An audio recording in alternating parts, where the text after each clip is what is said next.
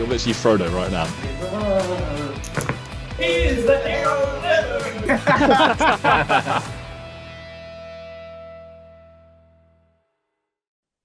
Hello everyone and welcome to episode 66 of the Gollum's Gamers podcast, where today we are going to be reviewing the Nations Cup, which was an international tournament held a couple of weeks ago in Poland with over 130 players in attendance from, was it 17 different countries? Ali King, you ran it last year?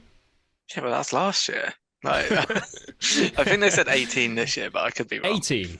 Okay. If it's not 18, we'll big them up and say it's 18. Because like there's two from England, and then wasn't there like a mercenary team or something?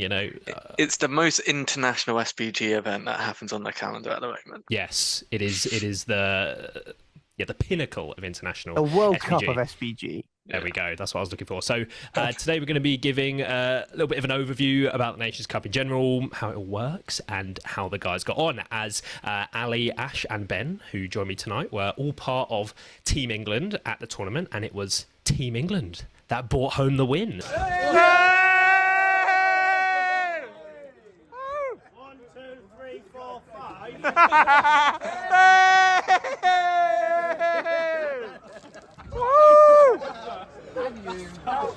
Someone drink some of that because it was a tenner. There we go. But we're going to break down how it all unfolded. So, as always, you can find us on Instagram and Spotify by following the links in the description down below. And if you do enjoy all of the MESBG content that we make, then please do remember to subscribe to us here on YouTube. But before we get underway, though, a quick reminder that tickets for the Lemon Cup 2025 are now live.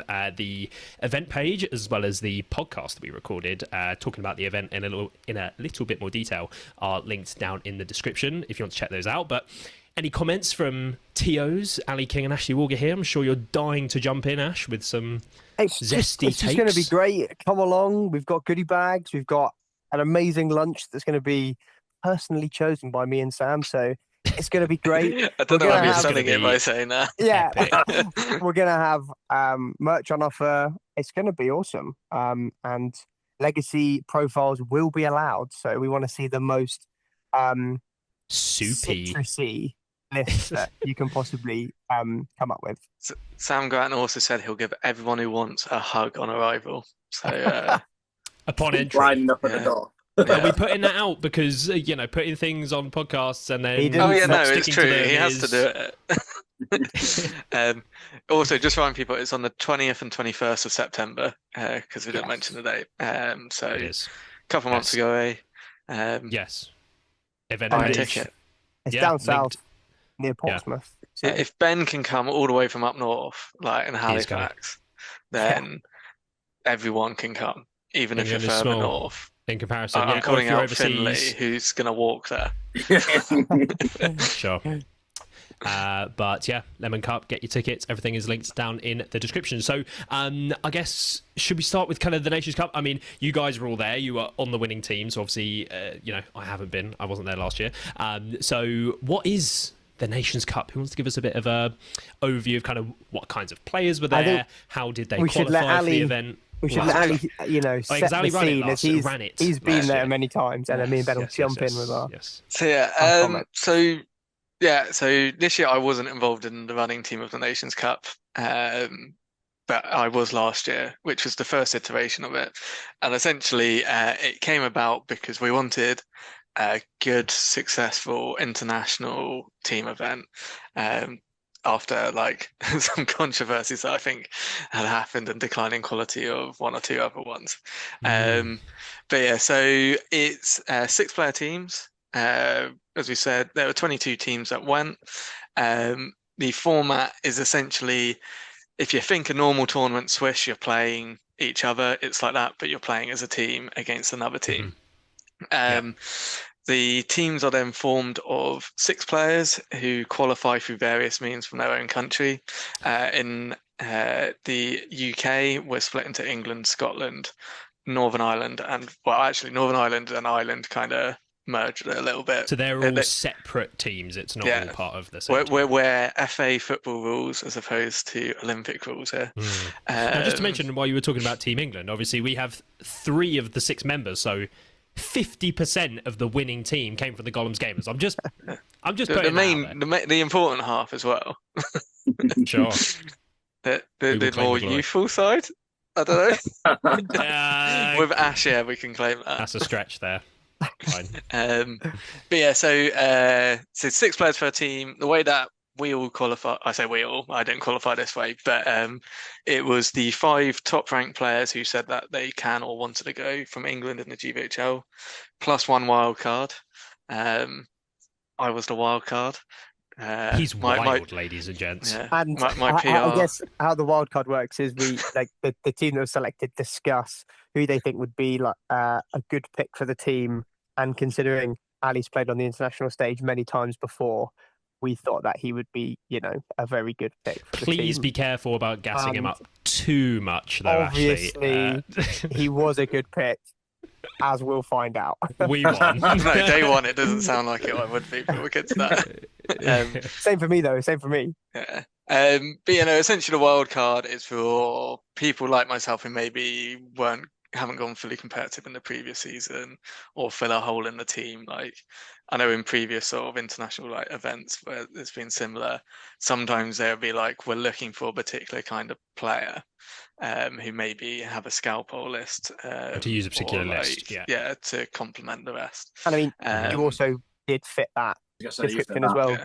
By being our dwarfs player, effectively, and probably put some respect on Ben's name here, Ash. What are you doing?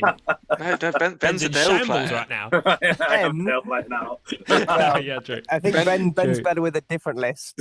As we will see. Okay. If Ben hadn't qualified, he would have got the wild card based on he is the only player that we all know who owns a painted Dale army. Sure. But yeah, speaking of armies, this year it was 750 points, and you had to take 3 good and 3 evil armies in your team. Was it like that last year where you had to take a split? Yeah, It was like the that, difference to last year is it was a good v evil format event. This year, good could play good and evil could play evil. Oh, so, interesting. Okay. Which I think, especially considering we're using a more limited pool of armies, because this basically the new Armies of Middle-earth book and the Legacies came out too late to use it this year. Yeah, So, they weren't in So yeah, we effect should for set this. that the lists that were in play were the very basic initial lists and scenarios that were released. Think the meta, quote unquote, that we've had for the first 6 months of the new edition. That's what was in play. Yeah. At the Nations Cup. Yeah, and yeah, so that kind of probably is just a quick overview of it. Yeah, I mean, so you mentioned briefly, like, how do people qualify from other countries? Is it a similar sort of setup? It's all quite unique.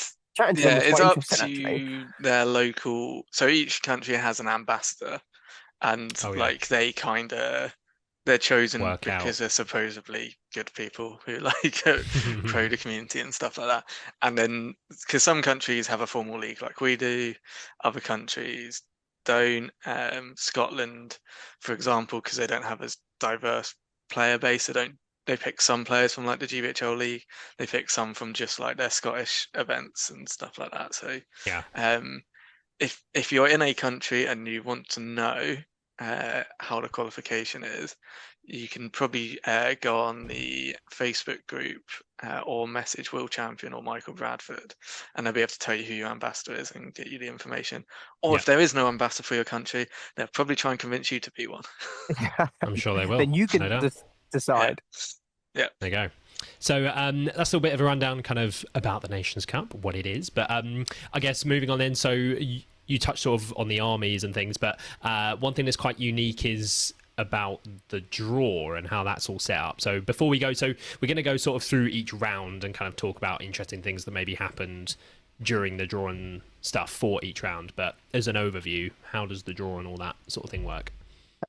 Again, I'll defer to Ali as I can't really remember. I'll tell you what, rather than going straight into the draw, should we talk about how we decide as a team pre-event what list we were going to take? Go for it. Just so I'm not talking for 30 minutes straight. I had that as the next point, but crack on. Yeah, I just feel like give the others time to talk. It makes more chronological sense, doesn't it? Ben, how did you come to take Dale to the Nations Cup? It's done very well in the 6 scenarios being released and going into. into a draft format, you can kind of pick See, sort that's of. why I wanted to talk about the draw and you what play? draft format, Ben. But yeah, no, because it would be easier to talk about the draft when it comes to actually talking about the rounds. Okay. I think because but I I'd guess- say it was pretty easy for we knew Ben was going to take Dale, we knew I was going to take Erebor Reclaimed because they're kind of like our go-to list, and then we also knew we wanted an army of the White Hand, which we let Jakob and Farmer fight over for a little while. Farmer won that one. Oh, Farmer won. And Of course. then we Jakob took Men of the West because I think that was the last list we kind of decided because Yeah. What were you it- choosing knew- between? Reclamation of Osgiliath, wasn't it? Basically, Yeah. Whichever I Jakob won. say Jakob. I mean James Starch. That's definitely what he's known as. Captain. Yeah. Of Team England. Yeah. Men of the West is a better pick, I think. Yeah, it was. That's why we told him to Think take so. it. Yeah, I'm like, and then Reclamation. and then he went and used it It's at one good. of the events. I can't remember if it was the one that he won, and he were like, He "Oh did yes, it use- is good." yeah. Basically, Oh, he tried Men of it the out. It Yeah. was Yeah. great. I think he won the event. And he was like, "Yeah, I'll take this. This is great." That was the Clydewater one, I think. I think he podiumed another 100 with it, though, this year. But Yeah, probably. It's been a while, and him and Farmer podiumed most things. It feels like. all these months of MESBG Monthly, Ali, I'm feeling in tune with the results and the the lists. And then our last player, for those of you, because I don't think we mentioned it, was David Clubley, who was fresh off his win in Bristol. And we elect to give him Urgulite Scouts because it's a list we know he's used in the past and is quite good with and reliable with. And again, it's one of the top lists this edition so far. And sorry, I'm not sure if we mentioned, but Ash was using Depths of Well, Moria. We didn't talk about my list journey. So when we Yeah. first came to the group chat, I wanted to take Minas Morgul because I was the list I was using, and I thought it was relatively good. But I was told after a while that it wouldn't be great, and that Depths of Moria had won a whole bunch of events in the GPHL. So we wanted to take a Balrog because, especially in the draft format, which we're teasing, you can pair a Balrog into things that are rather quite good for it. Like Dale, surprisingly. Surprisingly Spoiler. so. Because But that one was thing- a bait a lot of people took. Yes, Yeah. it was, and I think we have Ben to thank for that. But I think we'll get onto that, Ben, and your genius, basically, that you won the It's just my event for experience us. of playing Dale. So what I was actually surprised about is the team were quite dismissive of Minas Morgul, but then Minas Morgul. I actually saw quite a few. It was the teams take second it. most popular list. In Yeah, Really? and it was I played it, and I thought it was pretty good. What, sorry, I played against it. 750? 750 was it? 750, yeah. So Yeah. it tended to be about 50 model armies. Some would Okay. like have a taskmaster. Some would like there's some variation. But Ashley Walker just the could bit- not bring himself to fly to Poland without at least advocating for taking a I mean, list should we- that had a Witch King in it. Should we say the Yeah. part of You the had to reason give why it a we go. told Ash not to take it as well is because Ash, how did your events go at the start of the year when you're using Minas A Morgul? few bad dice rolls here and there made me not maybe win, but But no, yeah, no, it's mainly Okay. going into the draw format. Having an army which is you can pretty much VP deny break and stuff like that and lead a VPs, even if you don't win, is a useful tool. yes, and having the Balrog not breaking in the draft format is really, really good. And I concede entirely that it was way better than taking Minas Morgul. Although, Just before. sorry, Go on, Ash, go on. I was going to say I will try and win an event with Minas Morgul because I do think it is good in the GP. with the Witch King. So before we go into the draft and stuff, was there any other lists that you kind of saw a lot other than Minas Morgul that you guys weren't using from other countries that's that quite maybe you weren't interesting because expecting? I think, and Ben and Ali will agree, almost all of the teams took at least three or four of the same list, which Yeah. was quite unique. I think it's because there were so few lists that this year all of the teams basically took the same stuff. I think staple in every team was probably Dale, Depths of Moria, White Hand. White Hand, and then I took Scouts. Those are almost So do you want the Guaranteed. actual stats? yeah. If you got them up, that'd be Shut up, brilliant. Rather than Ashley. me just making So it up. to be fair, you were buying me time while I was loading it. But Yeah, so filibuster. bearing in mind there were 22 teams. So out of 22 teams, 17 took Army of the White Hand. Wow. 14 the took game, or Minas was. Morgul, 13 took Depths of Moria, 12 took Garrison of Dale, 10 took Uglot Scouts, and then 7 took Defenders of Helm's Deep, and then Elva Reclaimed and Men of the West were on 6, and then you I kind mean, of like had last a few like Arnors and Battle of Five and Lothlorien and Yeah. Fornos. But yeah, last year though, I think like sort of every most teams had like an emperor and sort of so like I think obviously they were taking the meta. You know, the top Yeah. teams or the ones looking to do the best had the best lists as well. So one thing to highlight is out of that top 5, four of them are evil lists. So it's basically every single team had a rotation between those 4 lists with 1 or 2 exceptions. Whereas good was a bit more sort of split yeah, you've out. got other choices. Yeah. Minus So, Dale. so shall we talk about the draw then? Who wants to go into that? Ali. Yes. Go for it, Ali. I know. I want to make Ash do it. I can, Well, I'll if just he's get it all learned wrong. of I'll it. just get it all wrong, and then you have to do it again anyway. Yeah. I can talk about my perspective of it Yeah, go for it, Ben. That'd be fun. because mine was Well- a very simple one. So shall I start with setting the scene? So essentially, the way the draw Set works the is scene. Yeah. you get paired onto your group of tables. So you've obviously got 6 tables for the 12 players to play out on. Unlike in some other team events, the terrain is different on each table. Now the draw has like 13 steps. I won't go into detail of that No, I because want you to most of read them are them just all out repeating. verbatim. But what happens is each captain will pick one of their armies and place it on one of the tables, face down. So you don't know which table is, and then they reveal what those armies are, and then the other captain or the captain will then pick 2 of their armies to go against the army that has been put down on that table.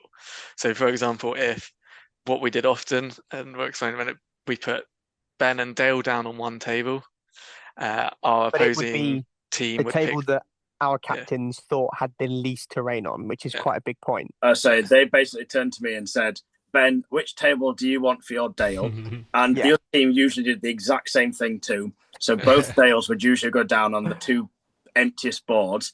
We Yeah. would then go, right, which 2 lists do we want to try and engineer into Dale? Which usually was Ash and then Ali. It was Ali often, or was it Farmer? It varied depending on because there'd be other parts coming. But yeah, essentially, so the opposing team put 2 lists, which then Ben as Dale in this example would pick which one of those 2 he wants to face on that table. So the way you can do it, you can either put 2 lists in which you think would be anti-Dale if you've got them, or you could do what we would often do is you put 2 lists in, one we knew they definitely wouldn't pick, so we can force them to pick the other one to help us in the draw later. And then the one that didn't get picked then gets put on the table, and then you repeat the process essentially. Hopefully that makes sense. I just want to say, because I listened to people talk about the draw, and on the flight over, I'm sure it sounds like here, but he would tell you, I didn't really get it. Unless you're there and you watch it happen, it's actually really fun. Yeah. Watching the list get turned over, and then because basically all the teams, like we look at the list and you're like, okay, you have a team huddle and we all discuss what we think which list will be. You can see it on the stream actually. You can see people like huddling in their teams, and then we all like fight for why our list would be good against playing that list, and then Jakob and Farmer would decide which one they think in the end. And that might have been one of my favorite bits of the event actually, but it doesn't sound as fun until you actually do it in a team environment, which is quite just envision Team England sort of coming out of some smoke like the purple cobras from dodgeball, doing the Ben Stiller. Just to clarify, Jakob and Farm were the captain and the vice captain, which is why they kind of had the final say on it. Right, yeah, sorry. It wasn't just because any rights. Let them know. But so you do the draw and all of that stuff, and the only way the draw really makes complete sense is if you do it, and then it suddenly clicks and it makes you get to basically sense. sort of like match your lists into some of their lists, but then they're trying to do the same for and try and match matchups, the tables and stuff like but that. to mitigate sort of the bad matchups wherever possible. But The obviously, main thing that I didn't quite grasp is that the other team gets the ultimate pick. So you put 2 lists down, and then the other team get the final choice of who plays against the list that they've put down effectively. So yeah, and actually choosing the table is important. So as Ben said, like some armies it doesn't make too much difference, but certain armies it does, which I think I'm happy to say that I think we certainly never lost a draft in terms of we missed the matchups that we were kind of looking for. Yeah. Apart from one time, which didn't end up badly, but Jakob accidentally put down the wrong list, and so we went away from the table, and then Jakob was like, "Oh crap, I've put men So at the He West immediately put down the wrong list and was like, "Oh no, put down the wrong list." And he was like, "I don't think about that now." Just had to walk off. Then ended up winning that game anyway. Yeah. Ali and Ben, obviously you two went last year. Has the draw changed at all from last year, or is it the same? I haven't a clue because I sat to the side. I was put down first both times. Yeah, because last year it's similar to last year, but because it's not good for Evo anymore, it kind of cascades further down rather than it was a bit shorter or more limited. You could say last year. Did it help? Maybe do you think like understanding it a little bit better after having played it the first year? Or no, Ali, you didn't actually play. I didn't play it first year. I didn't need to. You didn't play. You were just running it. Sure. I'm not aware of anyone had any issues working out the draft this year. Okay. So it wasn't too bad. Okay. Yeah. Cool. Okay. So that's how the. Go on, Ash. Go on. The table element can't be understated. So, for example, we tried to pair Jakob's Men of the West list into Ugdug Scouts on a board that had lots and lots of choke points to mitigate their numbers, for example, because usually you wouldn't think that's a good matchup. But when you're playing, I think it was just on supplies, and you've got 3 brilliant choke points directly in front of the supplies, all of a sudden it becomes a good matchup. So you can't, I'm sure Adam would love this point, you can't undersell the importance of terrain on the board. So it's like you can engineer like that. Yeah, that examples, you can then accept having that bad matchup to then get a better matchup by having some elsewhere. So commonly you'll have someone that you maybe also throw under the bus, which I'm sure we'll get to later. But so we call it the bus list, which have fun. Yeah, I think me and Ash were fulfilling that role for more of the event than the others. Dwarves be resilient. So that's how the drawing things work. But I guess so. Shall we go maybe round by round, just kind of talk about the draw and kind of not your individual games during the rounds, but like was there anything that sort of happened overall for Team England in that particular round that meant you got the win or whatever? Yeah, I think we can touch upon briefly who we played. I mean, we've got like half an hour left, so. In round 1, it was Fog, and we were playing Team Ireland. So I was. Go ahead, Ali. Shall I run through? So Team Ireland was Sam Johnson, Gary Doyle, Ivan Sheehan, who was the captain, Billy O'Leary, Stevie Mack, and Jordan O'Brien, who, despite being English, has the most Irish name in that team. He was a last-minute fill-in, I think. But yeah. And yeah, Ash, I'll pass back over to you then. So I was paired into my favourite that I just shouted out, which was Minas Morgul against Billy. And I managed to pick up an 18-1 win because the Balrog is very good at killing things, and you can hide Goblin Captains at the back of the board, basically. But it did mince me in combat, so it was quite interesting. It was a good game. I ended up taking the Dale, as it were. So I got thrown into the Dale, which was, I guess you could say, the half throwing under the bus, but I got put on a board, as in we managed to engineer. I was on a board with lots of buildings and cover and terrain. So with my army, which you can do heroic march and charge and stuff, what I essentially could do is nearly every single turn I would either be completely out of line of sight or have 1 or 2 in the ways from the shooting. So I didn't really suffer many casualties from shooting, apart from Foran, who just got shot by a ballista and died. But it basically meant I could get up and then I could kill my target because the Windlance can run away quickly because I can charge, heroic march and charge. And I ended up getting the major 18-10 win. But I was also, I wouldn't say a surprise win, but in the draft, I wasn't one who was being put down to bank on a win. My job was to try and not lose, essentially. So Or lose that was major. going well. Yeah. And then Jakob ended up winning 20-0 against whoever we claimed. So I'm presuming that went well. um,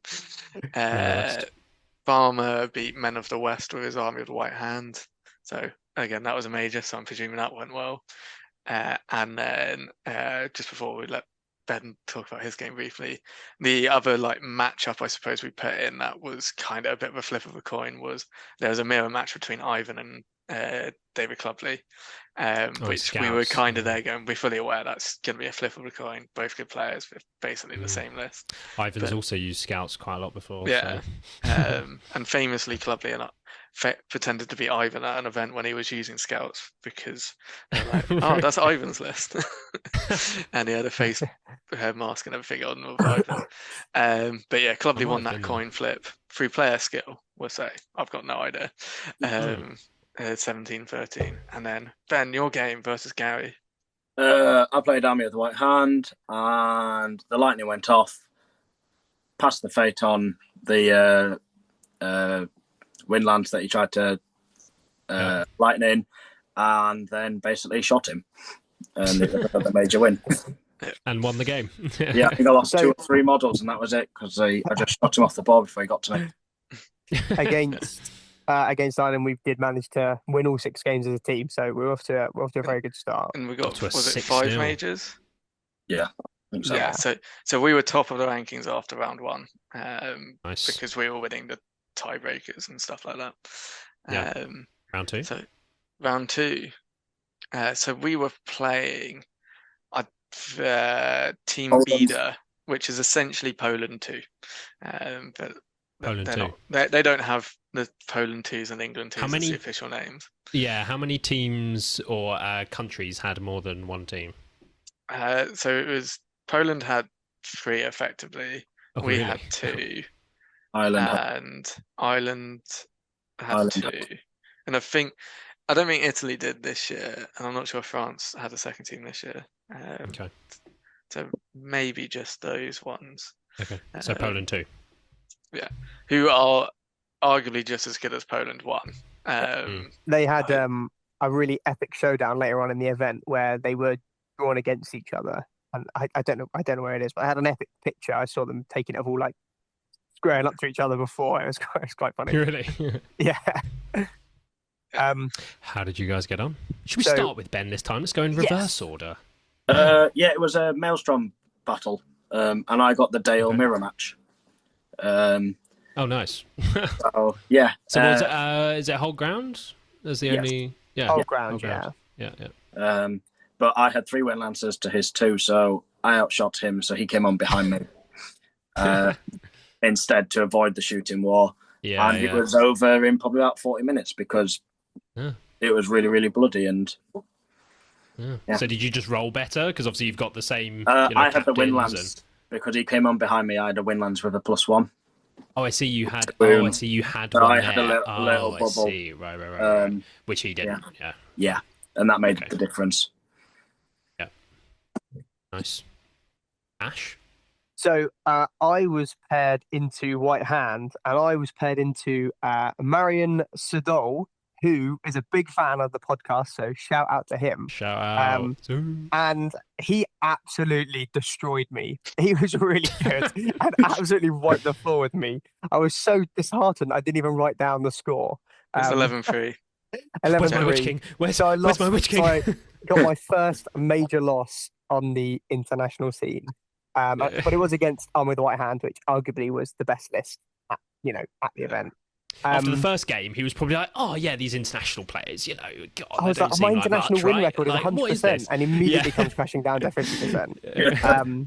Unfortunately, with the Balrog, it's not great, and I lost priority, so I came on first. One of my warbands didn't come on, but Marion played it really well. He spent some might to deploy 2 of his warbands, absolutely annihilated like 12 of my goblins that just were off on the other side, and then just basically won. It was the only thing that was quite hilarious was my Balrog won about 12 combats in a row. I just ran him into the middle, and he just kept rolling 6s. So unfortunately, I was 25%ed because he was killing all my guys. But if I could have, in hindsight, I should have just ran my goblins into the corner of the board, not let him kill them, and kept rolling sixes with a Balrog, and eventually I would have won. But yeah, it was a great game. So shout out to him. Nice. My game went even more spectacularly wrong than I. So I played against Arnor. I had to come on first. All my guys, apart from Thorin, came on the board one side, and then my opponent, I thought at the time, took the risky move, decided to outflank me and come on my side. But little did I know, Thorin wasn't going to turn up for like 4 turns. And apart from the first heroic move roll-off, which wasn't the most important one, I then proceeded not to win another roll-off for the whole game, and maybe more. Poor choice, Ali. That's a poor choice. That is. Yeah, so I ended up basically just being stuck in one corner until I eventually broke, and the game ended first turn it could. And there was lots of Arna in the middle and no dwarves, so I suffered an 18-0 defeat. Oh dear. However, fortunately, Farmer ended up winning a close game against Rise of Necromancer, which generally I think could have gone either way at 1 or 2 points. It was one of the more interesting evil lists. I think Adam, who he played, we saw. Then Jakob won his pretty easily against Defensive Helm's Deep. No idea how it went, but he got a 22 win, so pretty one-sided. And then when we were talking about the draw and the board and stuff like that, one mistake we did make in the draft is, so Clovely was playing Depths of Moria, which had a Watcher, and turns out there was a river on the board, but because it was on those flat felt ones, we all kind of missed it. Yeah, I heard Clovely moaning about this. And so, Bad play, guys.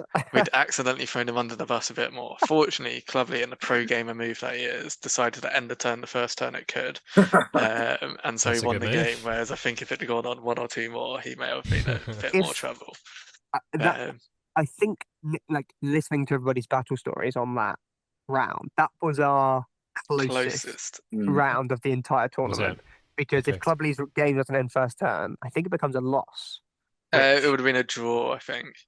It'd have been a draw because of how we'll get into that. Yeah. So this is the closest, apart from maybe the next round. Yeah. I'd say this is one where we rode our luck the most. Yeah, definitely. Round 3 then. Let's go. Yeah. Moving on. So, as a theme in my Nations Cup event, I played White Hand again. This was in Recon against Germany. I was playing Arno, so shout out to him because, again, he utterly destroyed me. So great play. He's also a fan of the Gollum's Gamers, and he told me he's the German Witch King Sally guy from last season. So that was pretty fun. And yet neither of you took Witch King. Neither of us were allowed. How the mighty have fallen. It was Recon, and the only noticeable thing in this game really was I'd managed to get my Balrog right to the very edge of the board. And it was a heroic move off to see if my Balrog could squeeze through a gap, charge Saruman, and potentially combat and get off the board. I didn't win that roll off, so he plugged the gap, and I lost because, funnily enough, Crebain are very, very, very strong, and something that isn't as much played over here is just huge numbers of Crebain, like 4, 5, 6 Crebain in a list, and then they're just so useful. So, I lost that game. Again, I must have been so disheartened because I didn't write down the score. It's 13-0, Ash. I'm here to remind you. So my second major loss. Thank you, Ali, for that. Shall we go to Ben?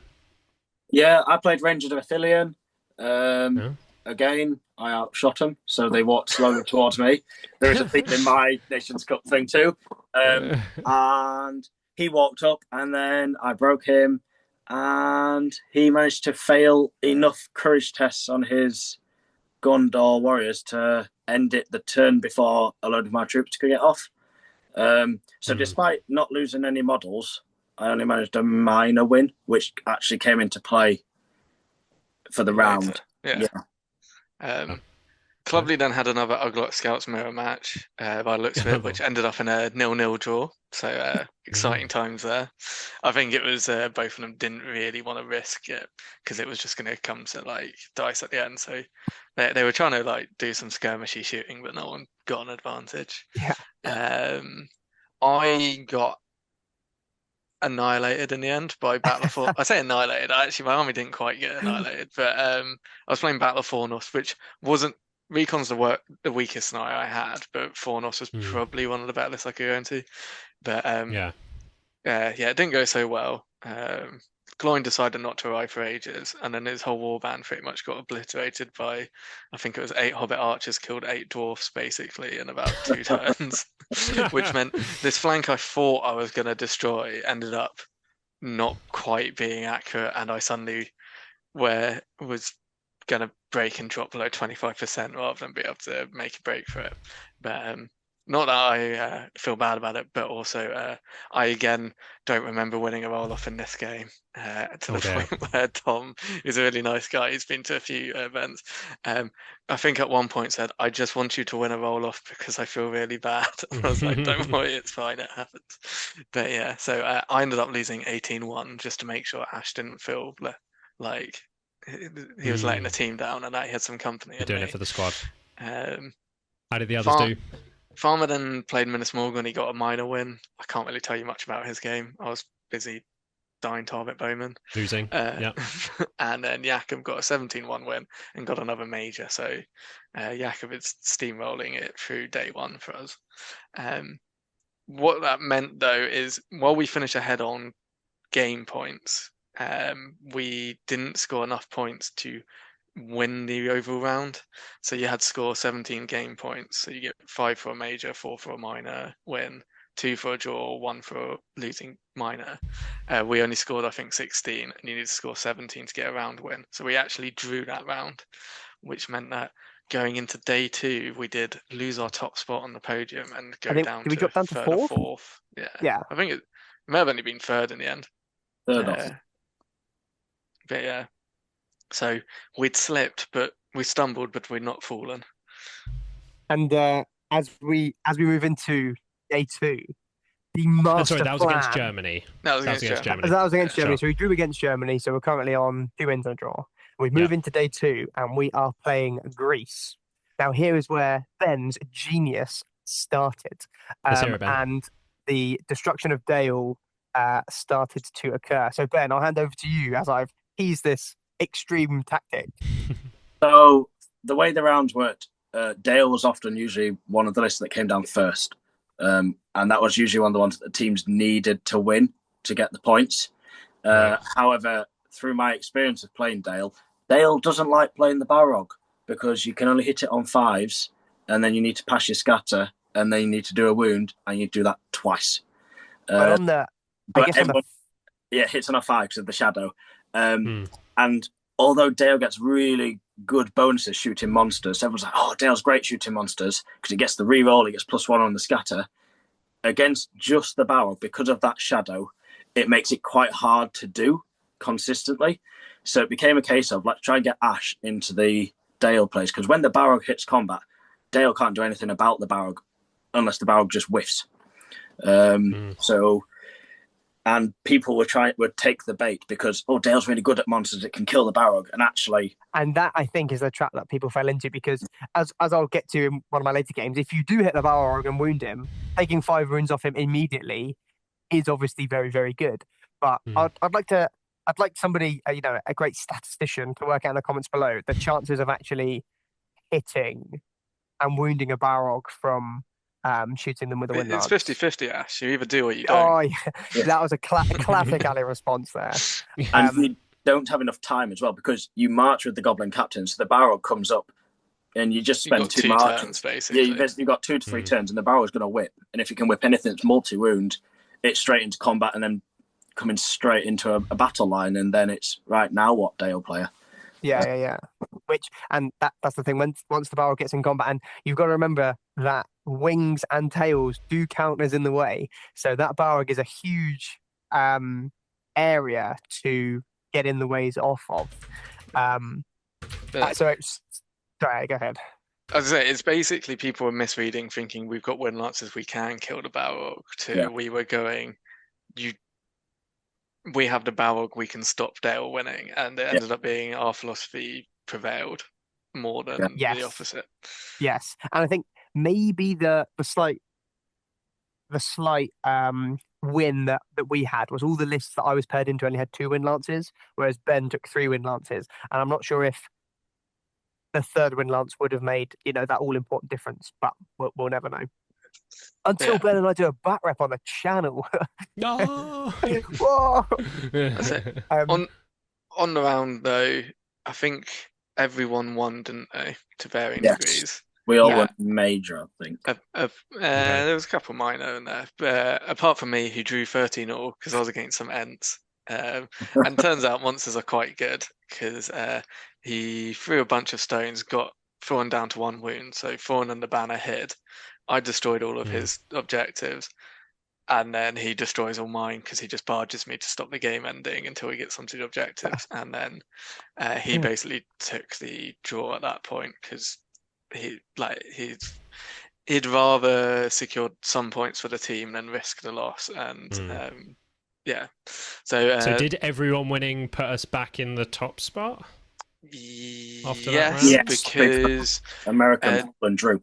The US and Poland won drew, so we were then. So after round 4, we beat Greece. Going into round 5, we're at the top. Yeah, and we're at the business end of the event now. Yes. Although I was not looking great with my record of 1 major win, 2 losses, and a draw. So now round 5. we come Who are we playing? to round 5, which was for the death, and this was against the United States. Now, anybody who wants to go and watch yours truly play on the stream, this is the game I played on the stream against Alisha, who's from the DCHL. So shout out to DCHL Unexpected Podcast. So shout out to them. And effectively, the board was relatively terrained. My Balrog ran forward and got into combat and absolutely murdered against Dale again. Against Dale again, sorry. So this was my 2nd time being paired into Dale. And unfortunately, Alisha wasn't able to do the wound with the Wind Lance to the Balrog, as Ben just described. Not that likely. And once you get into combat, board-wide banner, goblins wounding Dale on 5s. Pretty potent. Pretty good. So yeah, that was another win for myself. And then Ben, did you shoot things again? No. I tried really, really hard. I was playing Jake and his Rivendell. And I was like, oh, this is great. He's got a low model count. All I have to do is just shoot his models to get down to the death, getting 25%. It shouldn't take very long. And then I proceeded to spend my might to hit. Because I was like, I'm not going to spend my might on anything else. I'll spend some might to hit with my 3 Wind Lancers and this nice open board against Rivendell that doesn't have a march. And I kept rolling 1s on my scatter. And I think I rolled 5 of them. So when combat hit, I had killed 1 model with my 3 Wind Lancers and 2 with archers. And that was it. So you were in danger. Oh dear. So I was like, I've probably lost this, guys. And then proceeded to get some very, very lucky rolls with Arwen failing a lot of Rafa Brunans, and then the big Rafa Brunan when Rivendell gets broken, and winning a few of the move-offs to stop Elrond from Rafa Brunan, and proceeded to claw it back. But it was very, very tight. But you still got a major win. But I still got a major win. You got a major win. This was the same Jake that failed to beat Ali to win the City of Steel. Oh yeah, this year, right? just can't. Sorry, I just had to. I know he watches the podcast, so I just had to. Shout out.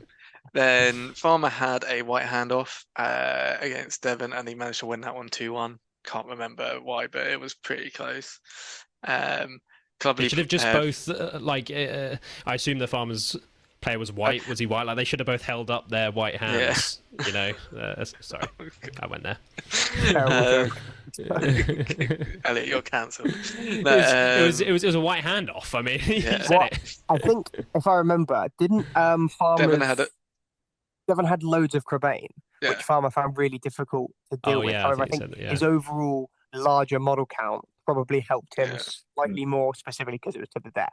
I think Farmer managed to kill one of Devon's banners Yeah, Devon because originally Devon had had two made a banners mistake. to one. Yeah. Oh wow. Okay. Devon's banner did Devon lightning the Farmer's banner and then didn't quite get the kill, I think.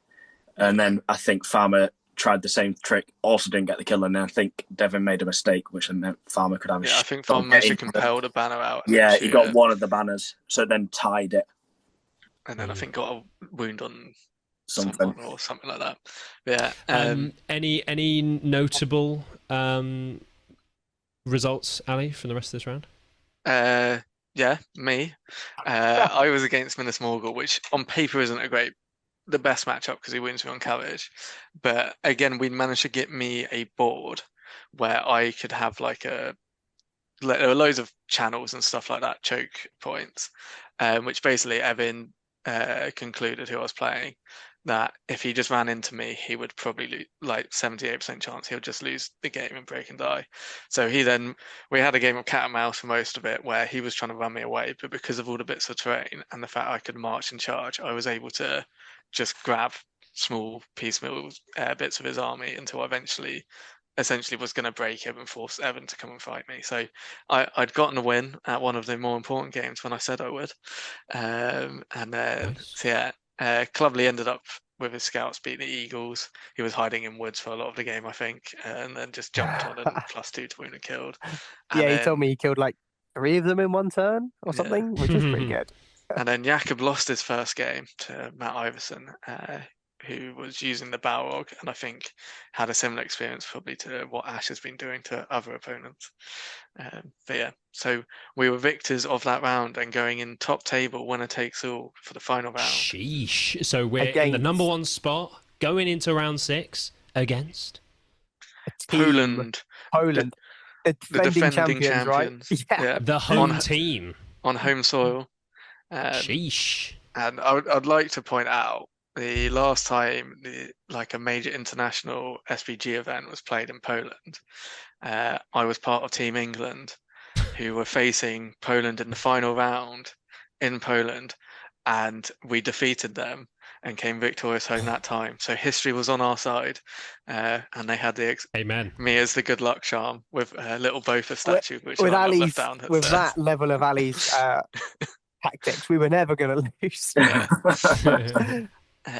So, because it was the sort of the most important is essentially winner takes all, or there's a chance if we drew that Italy, USA, or Germany may have been able to jump us. In the interest of time, we're going to have to refrain from going through every game, but what notable stuff happened? Games, no. Yes, yeah. What happened overall in the round? Okay. So Clubby lost because he sucks. No, Clubby had a difficult matchup against defenders of Helm's Deep, which I think we knew was going to be up against it. Okay. Farmer lost to Usurpers of Edoras against Jan, who's a very good player, to be fair. But I think it was just a case of Usurpers were better in that matchup against Farmer. And yeah, he had like 8 Crabane as well. Yeah. Again, the massive Crabane numbers just aren't good. They just aren't good. That's a huge difference. And it worked against White Hand. Then, Ben, you shot the crap out of Ogluk Scouts, didn't you? Yeah, and I won my 6th game. Shout out. Yeah. So I won almost. Well done, Ben. Yes. I chopped up some Army of the White Hand. So tonight was domination because we didn't mention it. Yes. So as I said, I would win it and bring it home at the important time. Essentially, it was the first time all weekend I'd been able to fight as a proper battle line. I was like, this is what dwarves do. And I just chopped through him basically. Clubly was next to me, was like, how the hell did you like break and end the game in basically an hour and a half? And it's like, when you're facing only D4 majority stuff, and I'm dwarves have a good time. And then I'd say the 2 pivotal games that it came down to was probably Ash and Jakob, because they were the ones that we weren't sure of. What happened in Jakob's before we let Ash go on his? So Jakob was playing Arnor, and it was essentially Arnor had the foothold and control of more objectives because he had a better model count at the start. So Men of the West v Arnor. So yeah, Men of the West versus Arnor, and it was kind of one of those ones where Jakob was clawing it back, but will he have enough time before the game ends and stuff like that. And then I think it was crucially, he won the last turn priority, which essentially confirmed him to win because it meant that he could dictate who could move on to objectives and who couldn't. Arnold used their free prior a little bit prematurely then. Yeah, I think they may have needed to use it earlier, but I think he might have killed the heroes as well. Yeah, Jakub, but because of that, Jakub could then also get his Aragon onto Arvedui and kill him and stuff like that. So he got a major in the end of Jakub, but it was closer than it major probably suggests for a lot of the game. And then, so we were on 3 wins essentially looking into it, and Ash looked like he was being absolutely dicked for half of this game. So for my 3rd time on the Sunday, I was paired into Dale. I had come to this final game with 2 practice games, and I would need them because I was playing Mike. I haven't written down his second name, but he is or was 6-time Polish Masters champion. So I was playing a very, very good player. I wrote that down. I made a mental note of that. And I was again playing Dale in domination. And shock horror, for the first time, Mike did hit and wound my Balrog. So Jakub asked me after the second turn, "Oh, how's it going?" I was going, "Really bad." The Balrog's already been hit and taken a wound. However, I didn't end up breaking, which until the very last turn, which was incredibly crucial. Because the way that the battlefield was sort of prepared, there was a massive river directly through the middle, and the Balrog was very good at just running across it, but everything else in the army wasn't. So I kind of positioned my goblins to not all get killed and let the Balrog do all the killing and all the capturing of objectives. So the Balrog would go over to a marker, clear it, I'd leave 3-4 goblins there. The Balrog would then run over to the next objective, clear it, and I'd leave a few goblins there. And it went down to the very, very, very last turn. And what was unbelievably crucial was that I had broken Dale going into the final turn, and they hadn't broken me by 1 goblin that survived, trapped against a building. Wow. So very good luck. And then quite a lot of the Dale staff ran away. The Balrog was able to control the middle objective because he was dominant 10.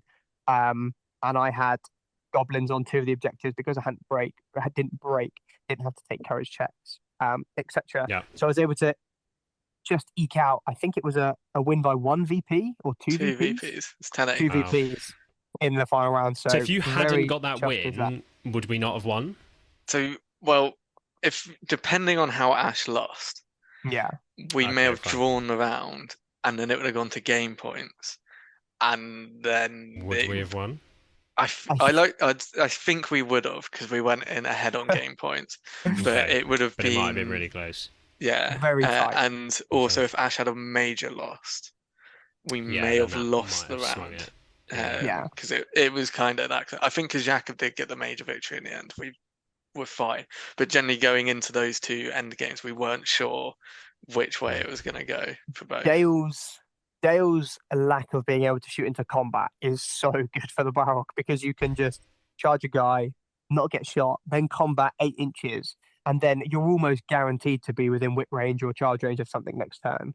So, it's really good. And that was my 3rd and final game against Dale, and I had a flawless victory record against them. So Depths of Moria confirmed good against Dale. Not quite Ben's flawless record over the weekend. Well, that's the thing, right? That's why a bat rep between me and Ben would be so epic. Maybe we need to see it. What would work? Get you down, Ben. I think Ben would smash me because he's got 3 win lances. No, it's all about the win lances. If they hit, then you lose. If they don't hit, I lose. Replay it. Yeah. That's all it is. We can play this out for everyone to see. So that was it. So 6 rounds, we got the dub. Was there anything you guys would say overall? You know, what went well for Team England overall? You know, as a squad. I think it's worth saying, like generally. So there was Team England 2 as well, and so there's like 12 of us there, sort of from the GVHL, along with Adam and Vince and Sam from the Gollum's Gamers, made up half the other team. Instagram followers would have seen. Is it posted on there? Yes, it is. But go check it out. I'll give a lot of credit to Poland, who were like hosting it this year. Oh, it was awesome. The venue, the food, and everything was amazing. So, I mean, Poland's not the most expensive country to visit anyway, but like we had like a buffet breakfast, lunch. We ended up having a sit down like 2-course meal, and For then there lunch. was like a buffet dinner, all included in like the hotel ticket cost and stuff like Massive that. shout out to the hotel And because it was awesome. yeah, they I kept was us going to come on to that fed sort of and stuff. Like, watered. yeah, how did you guys find, the international community? Ash, this is your first It was international brilliant. tournament, Everybody was so friendly. Everybody was. Loads of people knew the Gollum gamers, which was crazy. So hi guys. Shout out, Nice to everyone. speak to you all again. Yeah, it was really good. It was so much fun. And Was there I karaoke at the didn't- evening entertainment? No, there was but no there was. karaoke. What was there, Ash? Oh, There was bowling. Oh my god, there was bowling lemon. underneath the in like not the basement, but like they had like an underground not stage, like an area. There was just a bowling lane, which was so much Ash fun. is so we went- excited by we went underground bowling on a Saturday bowling. night, and it was epic. I really enjoyed the bowling. It was, again, super cheap. Sounds fun. What was your best thing about it, Ben? I don't know. Winning. Yeah, I Winning think all my it's worth saying games. Ben was also where you ranked the second best player for good at the event. Yeah, shout out. So Props, Ben. Ben got Yeah, extra yeah. special award. But circling back to the question then, just to title up, as half of the winning team, is there anything as a team that you think, allowed you to get the win, drafting. some I teamwork? think- Do you think it was the draft? I think we did the Did it? draft better. Good than- drafting. Like, I even one of the US guys said that they think they lost round against us because they didn't do the draft as Ben, well as we you did. didn't play Depths of Moria, did you? No, because basically Jakob and Farmer said, which list do you not want to play? And Yeah. top of it was Depths of Moria. I'd taken And I any think other list over that. And I think that knowledge also Yes. helped England because a So lot through of people... every game, you basically could ensure Yeah, I don't wanna- that I Ben don't wanna play never the played Hulk. it. So Yeah. maybe that was Whereas- very key. A lot of the opponents paired were like, oh, Yeah, Ashley Depths of Moria played it 3 against there was times. good. Yeah. And then the fact I was able to beat it 3 times, whereas Ben never had to shows play that. it, so never had to have Yeah. the chance of And losing, was probably something There's like- even some other bits like, so I took Araba reclaimed with Bofa, which at 750 I wouldn't normally do because I'd rather the model count, but having Bofa in my list then scared off, it could force the draw because it meant Oh, I that see. certain Yeah, yeah. armies You who wouldn't maybe had wanna like play- Grimo and stuff like that Yeah, on didn't the want to right pair hand. into me, or like Magic and stuff. So while I maybe would have done better in a singles event, it helps the team out in the draft because it was like, well, we know that they're probably not going to Yeah. pick me, so we can put a Hmm. preferable matchup on the other side and force them into that to set up something better later potentially. Yeah. The balance, So if you of the go- lists were good. The balance of the lists were very good for Team England as well. Which I think last year didn't quite get right when Team No. England went. Hmm. I reckon So if you go corrected to the the nation, mistake. so if you go to the Nations Cup next year, maybe it's your drafting skills that you need to brush up on to try and And I take think that's down. hard to practice Team if you England. haven't been. Because Yeah. I certainly wouldn't have been able to do it well. Whereas having Ali, Ben, Jakob Farmer, Cubby on the team was Yeah, brilliant guess, like, because they going had done it into it- before and they knew how to do it. yeah, with a Yeah. strategy, with a strategy on like how you want to go about it and that sort of thing ahead of time would be Yeah. good, I guess, for the teams going. So, okay, I think that's going to wrap things up. Any closing comments from you guys about the Nations Cup? or anything I would about the say, weekend? because I've been to quite a few international events, this is probably the smoothest, or appears anyway, as the players and going the smoothest run and best international event I've been to, regardless of like winning or losing. Like the whole weekend was just so chill, and like there was weren't any really good. issues. Yeah. There wasn't any major like crashes or temperamental rankings or anything like that. It all just worked, and the timings were good. Yeah. Speak Good to your stuff. reps and try and go because it's great fun. Yeah. Try and Yeah, get there. absolutely. Try and get there. And Speak to your reps and try and get there. Will, Michael, and Ed are probably trying to convince me to help run them again at last year, but I'm kind of now like, I don't know. Well, they did a good job, so you need yeah. to, So shout out to obviously Will, Michael, and Ed, as well as Harry Parkhill and Alex from Entmoot and Battle Camper for running the stream over the weekend. It was very, very good. I was watching. So be sure to go and check out the VODs and everything like that is up on their channels. But I think that is going to close us out. So thank you very much, everyone, for watching another episode of the Gollum's Gamers podcast.